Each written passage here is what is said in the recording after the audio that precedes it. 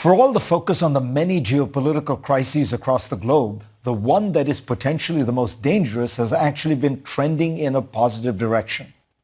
Ian Bremmer, the founder of Eurasia Group, said to me, "The biggest upside surprise of recent months has got to be the stabilization of U.S.-China relations."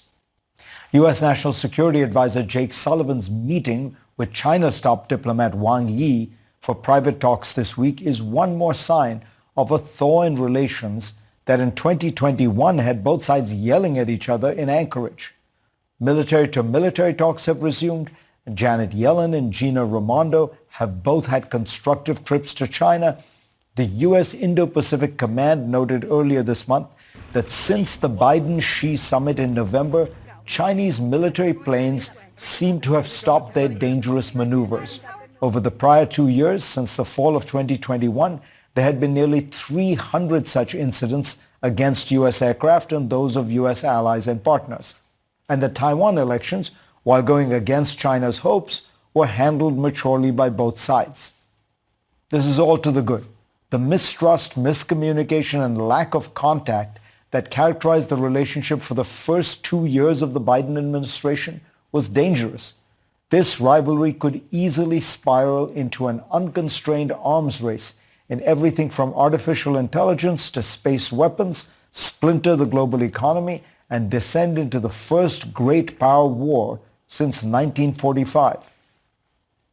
Both sides have adjusted their attitudes, but the larger shift has come from Beijing. Xi Jinping came to power in the wake of the global financial crisis, convinced that the U.S. was waning. He has said the East is rising and the West is declining. He wanted China to lessen its economic dependence on the U.S. and make the technologies of the future at home. He initiated a more ambitious and aggressive foreign policy. Flash forward to recent months. Xi publicly declared to an audience of American business executives that China has no intention or desire to replace America as the global hegemon. He and Wang Yi have argued that cooperation between the U.S. and China is imperative. He courted American business in San Francisco, and the Premier Li Qiang did the same at Davos. Much of this shift in rhetoric probably stems from Beijing's recognition that its own economy has been foundering while the U.S. is booming. But more generally, it must see that its wolf warrior diplomacy has failed, alienating people from India to Australia to Germany. A recent Pew study showed that 22 of the 24 countries surveyed viewed the U.S. more favorably than they did China.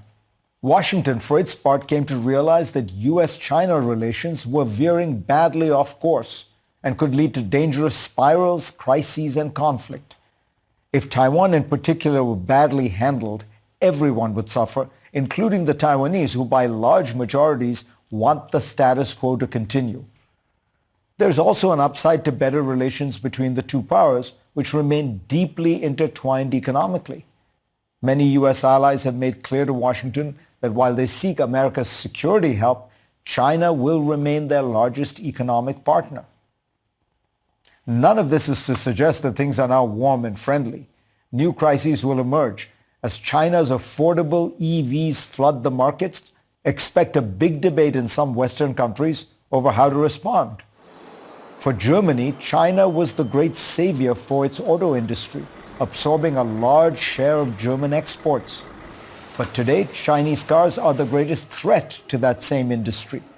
There will be new tensions over pharmaceuticals and biotech products, but they will now happen in the context of a working relationship between Washington and Beijing, which is reassuring. Part of what has allowed the shift in Washington's attitude is the realization that China is not 10 feet tall. Just as with Japan in the 1980s, policymakers in Washington projected China's growth forward and panicked.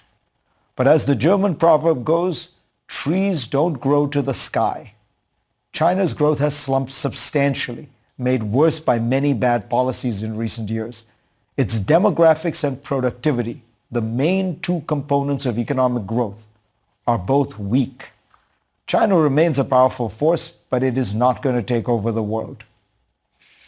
A crucial attribute of America's age of hegemony, which began 80 years ago, was that Washington created a security system in which other countries could grow and prosper. As long as they did not try to disrupt the international order, they could thrive economically, politically, socially, and culturally. This attitude was rooted in a confidence that the United States could compete and do well with rivals, but it insisted that the rivalry not turn into a geopolitical one, where there is no win-win solution and the global system would break down. If China plays by these rules, Washington should give it some space. As America's economy powers ahead, the country would do well to maintain confidence in itself and design a foreign policy based on that accurate premise rather than one that is forged on doom and despair.